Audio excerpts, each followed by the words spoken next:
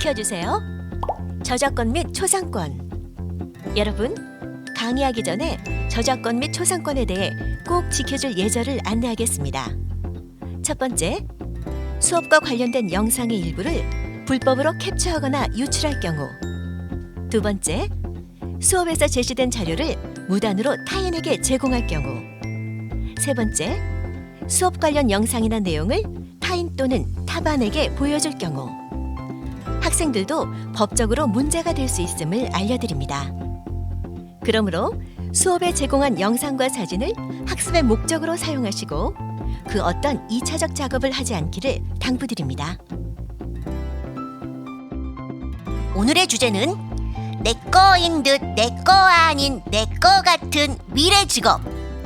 미래 직업과 썸타기입니다.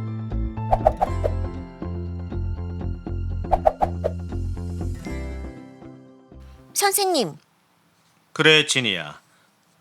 무슨 일이 있어? 기분이 좋아 보이지 않네. 선생님, 지난번에 로이와 함께 직업인과의 잡수다에 다녀왔다면서요? 저도 가고 싶었는데. 아이고. 사전 신청 안내를 진이가 잘 보지 못했구나. 그땐 함께하지 못했지만 이번에 더 재밌는 직업 체험을 가려고 하는데 같이 가지 않을래? 정말요? 어떤 체험인데요? 이번엔 미래 모습을 보기 위해 시간 여행을 갈 계획이거든. 그런 곳이 있어요? 이번에 선생님이 미래로 갈 수 있는 시간 여행 장치를 만들었어. 에이, 거짓말하지 마세요. 정말인데 못 믿겠으면 나 혼자 가고. 그래요. 믿지는 못하겠지만 그래도 재밌을 것 같으니까 저도 데려가 주세요. 자, 준비됐니? 그럼 여행을 떠나볼까? 학습 목표 제시. 1. 미래 직업의 변화에 대한 정보를 수집할 수 있다. 2. 자신의 흥미와 적성을 미래 직업에 접목시킬 수 있다.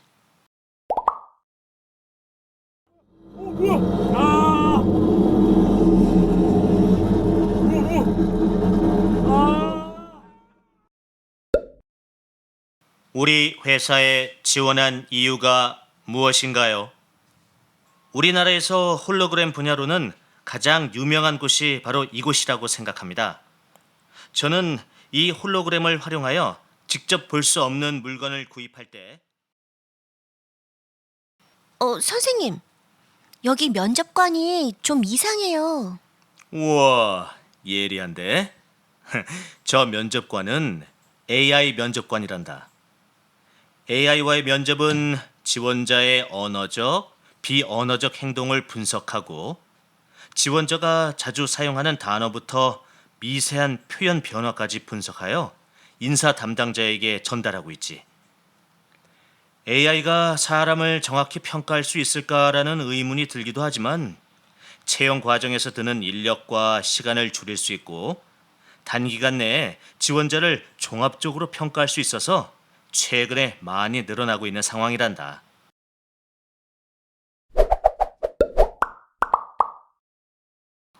선생님, 차를 운전하는 사람이 없어요. 저게 자율주행 차량이란다. TV에서 본 적은 있는데 직접 보니 정말 신기해요. 인공지능 기술로 자율주행이 어느 정도 정착되면서 운전자가 당황하거나 미처 도로 상황을 제대로 파악하지 못한 경우에서 발생하는 사고도 많이 줄게 됐지. 또한 기존의 졸음, 중앙선 침범, 안전거리 미확보, 과속, 신호 위반 등으로 인한 사고도 줄게 되었단다. 그러네요. 뉴스에서 많이 봤던 학교 앞 사고나 음주운전으로 인한 사고가 줄어들 것 같아요. 그리고 이동하면서 저 사람처럼 일을 하던가 주변의 경치를 볼 수 있는 것도 좋을 것 같아요. 맞아. 차에서 내려 어디론가 가는데? 따라가 볼까? 선생님, 병원에서 진료를 받는 것 같은데 의사가 없는 것 같아요. 그래. 의사라는 직업은 절대 AI가 못할 거라고 예상했는데 의사 또한 AI가 대처하게 되었어. 그게 가능해요? 지금 보고 있는 것은 닥터 왓슨이란다. 왓슨은 한 회사에서 만든 인공지능 컴퓨터로 2011년 한 퀴즈쇼에 나와서 우승을 한 후 유명해졌지. 이 프로를 본 의사들이 이 컴퓨터에 병원의 모든 데이터를 입력한다면 사람보다 더 진단을 잘 할 수 있을 거라는 생각으로 2012년 암 연구센터에서 데이터를 입력하였단다. 그 후 이 닥터 왓슨은 특정 질환의 진단 정확도가 98.9%로 전문의보다 정확한 진단을 하게 되었지. 진단은 AI가 하지만 그래도 치료는 사람 의사가 하는 게 아닌가요? 그렇지. 하지만 더 미래엔 어떻게 될지는 봐야겠지. 무엇이 옳은지 잘 모르겠어요, 선생님. 그래. 우리 시간이 너무 많이 지났으니 다시 돌아가서 이야기를 더 나누는 것은 어떨까?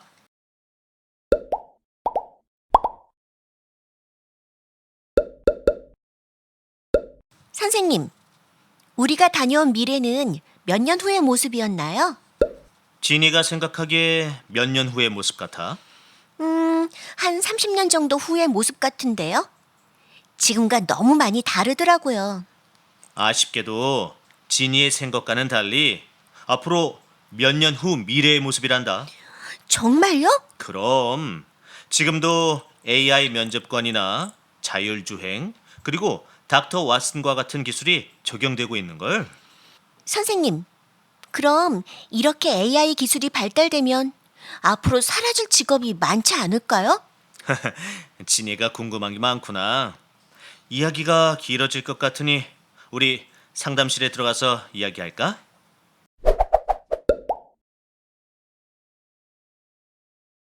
지니 생각엔 어떤 직업이 사라질 것 같아?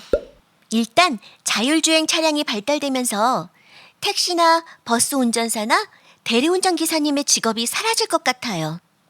그리고 컴퓨터가 다양한 언어를 통역, 번역해 주니까 통역가, 번역가가 사라질 것 같고요. 아, 어디선가 봤는데 군인이나 소방관도 로봇으로 대체될 수 있다고 하더라고요. 그래, 지니가 잘 알고 있구나. 그런데 생각과 다르게 최근 고용정보원에서 발표된 한국 직업사전에 의하면 2012년부터 2019년까지 8년간 직업의 추이를 조사해 본 결과 소멸한 직업은 18개, 새로 생긴 직업은 270개였단다. 정말요? 영화 자막 제작원 같은 직업은 사라졌지만 미디어 콘텐츠 창작자, 빅데이터 전문가, 인공지능 엔지니어, 드론 조종사, 애완동물 행동 교정사 등이 새로 생겼지. 과거의 관점으로 보면 도대체 이런 게 직업이 될까라고 생각하는 것이 엄연한 직업의 한 종류로 등극하게 되었단다. 선생님, 정말 재미있는 이야기인데요. 선생님의 말씀을 들으면서 그럼 저는 앞으로 직업을 어떻게 준비해야 할지 고민이 돼요. 어떻게 해야 하죠? 좋은 질문이구나. 그래서 지금부터의 이야기가 더 중요한데 잘 들어보렴. 미래 직업에 대처하는 자세로 언제 내 직업이 없어질까와 같은 막연한 불안감이 아니라 미래의 새로운 흐름, 변화의 기운을 반영하려는 노력도 필요해요. 예를 들면 웹소설이라고 들어본 적 있지? 소설은 과거부터 있어 왔지만 최근 웹소설의 매출은 전통적인 출판사의 매출을 앞지르기도 했지.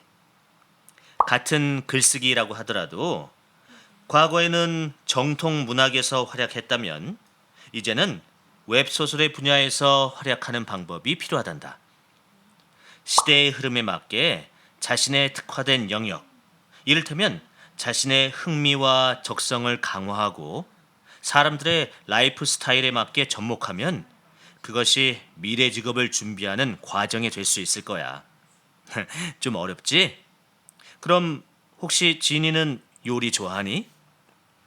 예를 들면 최근 아보카도라는 새로운 재료가 나오면서 예전에는 없었던 아보카도 비빔밥, 에그 아보카도 구이 등 다양한 요리가 새로 등장하게 되었지. 미래 직업도 미래 트렌드라는 새로운 재료들과 내가 가지고 있는 장점을 섞어서 무궁무진한 새로운 직업을 만들어낼 수 있는 거지. 그러기 위해선 지속적으로 사람의 라이프 스타일과 미래의 트렌드에 대한 탐색이 필요하고 자신의 장점을 이 트렌드에 접목시킬 필요가 있단다. 그럼 미래의 트렌드는 무엇인가요? 최근 알파고와 이세돌 구단의 바둑 대결에서 볼 수 있듯이 AI는 미래의 트렌드를 생각할 때 가장 먼저 생각해야 하는 부분인 것은 잘 알고 있을 것이고, 두 번째로 선생님이 생각하는 미래 트렌드는 고령화란다. 우리나라는 2017년 65세 이상 고령자가 전체 인구의 14%로 고령화 사회에 진입했고, 2025년이면 20%를 넘어 초고령화 사회가 올 것으로 전망하고 있단다. 즉, 미래 사회에서 고령화는 매우 중요한 사회적 이슈가 되고 있지.